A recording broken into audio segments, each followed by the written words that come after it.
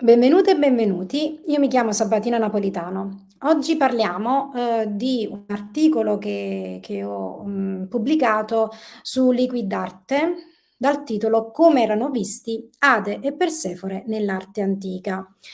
Ade e Persefone, ovvero Proserpina e Plutone, ci hanno accompagnato, per così dire, nei nostri inconsci dal tempo di Omero, con l'inno a Demetra, fino ai nostri giorni.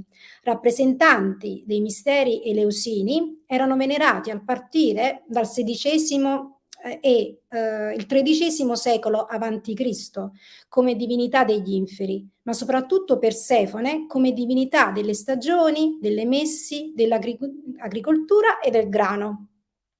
Ada e Persefone appaiono nelle figurazioni del ratto in doni votivi, ex voto, santuari, rilievi e bassorilievi, busti, statue, acroliti in reperti e resti conservati nei musei di tutto il mondo. I reperti vengono dalla Magna Grecia, dalla Macedonia, da Israele, dal sud dell'Italia come dalla Calabria, dalla Puglia, dalla Sicilia o dalla Campania e dal Lazio. Le figurazioni sono diverse, appare Demetra disperata nell'aver perso la figlia o Regina che si riconcilia per l'abbondanza dei miti eleusini. Persefone appare in pose drammatiche e spaventata, talvolta, mentre altre appare Gaia e dedita al trono nel rispetto dell'ierogamia. Quindi la vediamo fanciulla insieme alla madre o regina insieme al marito. Oppure troviamo racconti del momento di Persefone che torna alla terra, Anodos, o della discesa agli inferi, Catodos. Gabriele Datati, nel volume curato insieme a Tommaso Braccini, Ade e Persefone, Pelago 2021, sottolinea che il culto di Persefone si era radicato non solo in Messenia, in Laconia, in Arcadia e in Tessaia, ma in genere nelle regioni meridionali dell'Italia, in particolare in Sicilia. Al sito del Metropolitan Museum of Art ritroviamo numerosissime terracotte che attestano il culto delle due divinità. In questi frammenti di terracotta si distinguono le figure di tre donne, con Chitone e Imation. La donna di destra ha un orecchino e una polos in testa, ornata con delle figure in corsa. Non sappiamo se si tratti di Hermes che indossa un petaso o se si tratti del ritorno di Persefone. Questa ciotola di terracotta usata per mescolare vino e acqua è datata 440 a.C. In una faccia osserviamo l'ascensione di Persefone agli inferi e dall'altra una scena di libagione. Come notiamo in questa raffigurazione, Persefone ascende sulla terra attraverso uno sperone roccioso, che è proprio questo qui, nella terra. Ha il profilo delicato e i capelli raccolti, la mano destra alzata e una corona sul capo, segno che è proprio lei la regina degli inferi. Viene guidata a uscire dagli inferi da Hermes, il messaggero degli dei, ed Ecate, una divinità della fertilità. All'estrema destra, quella che vediamo è Demetra, in attesa di accogliere la figlia e rigenerare la terra dopo il periodo della sua assenza. Questa terracotta datata 470-460 a.C. invece ha una funzione votiva. Si distingue bene Ade che abbraccia Persefone di profilo sulla destra. Entrambi hanno il capo ornato come re e regina. Persefone continua ad essere rappresentata come giovane, dai tratti orientali, longilinea, bella. Questi due busti in terracotta rappresentano Ade rappresentano Persefone e Demetra. Entrambe le figure indossano un polos, tipico dello stile siciliano del IV secolo a.C. Le figure non avevano braccia, busto o seni definiti, ma i capelli erano lavorati in modo accurato. Lo scarabeo di Calcedonio è datato metà del V secolo a.C. e immortala il ratto di Persefone da parte di Ate. Intorno al 530 a.C., gli acroliti di Morgantina ad Enna raffiguravano due dee sedute che rappresentavano Demetra e Core, segno che il culto demetriaco era ampiamente diffuso in Sicilia fin dal VI secolo a.C., oggi conservate al Museo Archeologico d'Aidone.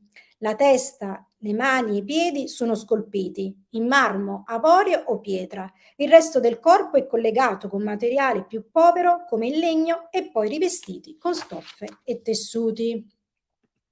Celebri sono i pinaches, sottili tavolette di terracotta decorati con bassorilievi, ritrovati nel tempio chiamato Persephoneon a Locri, sul versante ionico della Calabria, ai piedi del colle Mannella. Oggi sono conservati al Museo Nazionale della Magna Grecia a Reggio Calabria e al Museo Archeologico Nazionale di Locri Epizefiri.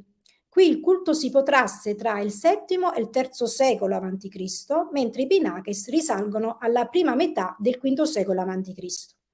I Pinaches erano un dono per Persefone, d'altronde sono stati ritrovati a frammenti perché appunto questi quadretti di terracotta di non oltre 30 cm di lunghezza e altezza per circa 1 centimetro di spessore venivano frantumati da una matrice e poi riposti nel tempio. Dovevano essere usati come ex voto, sospesi mediante fori visibili sul bordo superiore. Questi qui. Nel primo ci sono Ade e Persefone in trono per le nozze sacre. Persefone con le spighe di grano, attributi di prosperità, e il galletto, mentre Ade ha un ramo fiorito e la patera per le libagioni. Li vediamo sulla sinistra seduti. Nel secondo, Ade rapisce Persefone, trattenendola sul carro coi cavalli alati.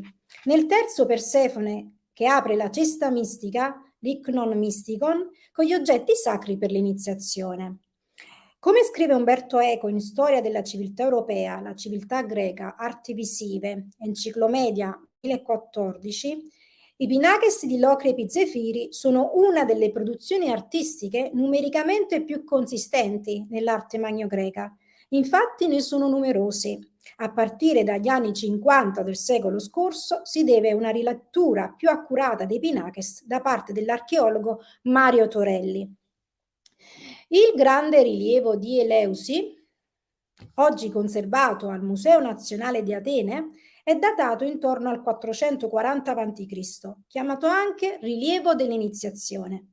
Dalle dimensioni di 1,52 m per 2,20 m, in marmo pentelico, il rilievo era dedicato a Demetra e Persefone. Quella a sinistra è Demetra in peplo, con uno scettro nella mano sinistra, che offre spighe di grano a Trittolemo, figlio del re Cheleos. A destra è Persefone, vestita con un chitone, mantello e con una fiaccola in mano, che benedice Trittolemo con la mano destra. Una copia è al Metropolitan Museum of Art di New York. Del 480 a.C., la dea di Taranto probabilmente rappresentava Persefone in trono. Oggi è conservata all'Altes Museum di Berlino, mentre al Museo Nazionale di Taranto si trova una copia. È anche detta Persefone Gaia, perché non è affatto spaventata e con l'aria drammatica di sempre, ma invece si trova sul trono da regina, piena del suo potere. Dall'antichità possiamo ammirare Persefone anche dalla tomba ritrovata a Vergina, una località vicino a Salonicco. L'epoca è il 430 a.C. La scena presenta il ratto di Persefone, la colorazione delle pareti interne è forse da attribuire a Nicomaco di Tebe o alla sua bottega. Ade sta sul carro con la dea, con la mano destra stringe lo scettro e le redini del carro. Ade, come era comune rappresentarlo, ha riccioli e barba.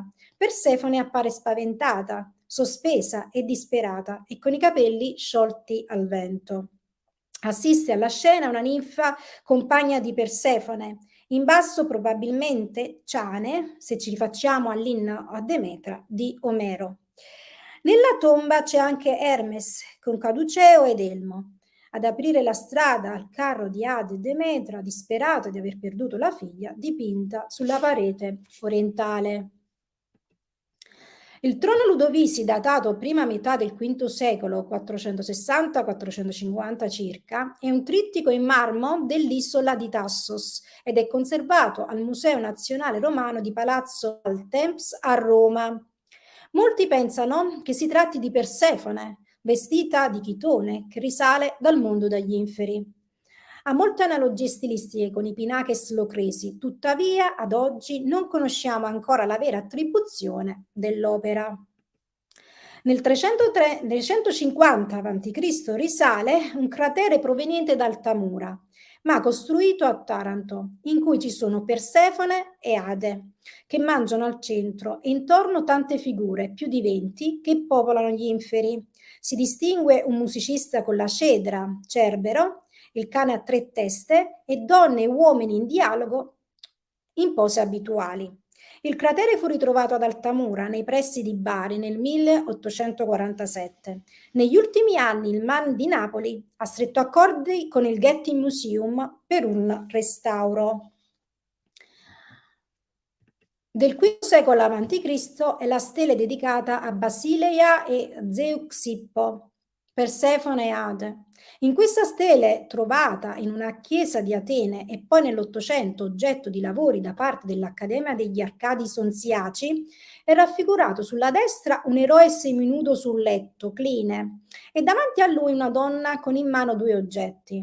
Dietro alle figure appesi una tunica, una corazza e una spada, mentre davanti vi sono un serpente, un cratere a volute e un giovanetto nudo.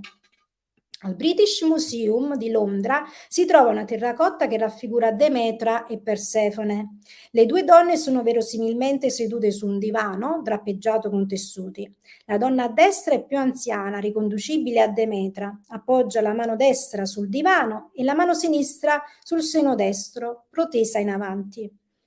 Indossa un chitone. A sinistra la donna più giovane è protesa verso quella più adulta. Il braccio destro sul petto, mentre il sinistro piegato sul corpo. La mano sinistra regge un ventaglio, le gambe incrociate e i piedi appoggiati a un poggiapiedi. Anche lei indossa un chitone e un imation, i capelli raccolti sulla schiena, l'anulare nella mano sinistra con un anello e i sandali con la suola spessa. In Israele, ad Ascalona, si trova un sarcofago con bassorilievo risalente al III secolo a.C.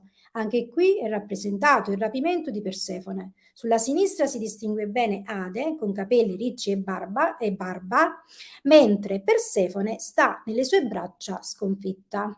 E grazie.